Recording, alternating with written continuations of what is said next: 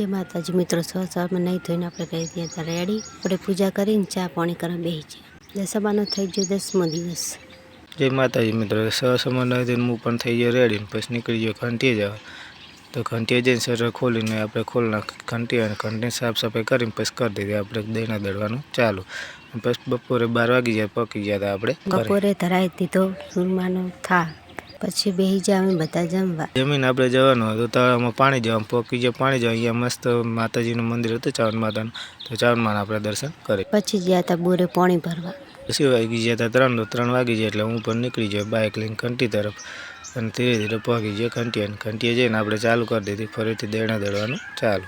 તો સાંજે આપણે આવી ગયા ઘરે ને તૈયાર થતી હતી દશામાની આરતી 7 વાગ્યાની। પછી જવાનું હતું બજાર, તો મેડમ બને નીકળી જાય બજાર જવા। ચિકન નાખી દશામાની આરતી મોડાના હતા ને એટલે પછી આપણે પહોંચી ગયા હતા તલાય અને મૂર્તિ વિસર્જન કરી દીધું। અને વિડીયો ગમે તો લાઇક શેર અને સબસ્ક્રાઈબ કરવા ના ભૂલતા।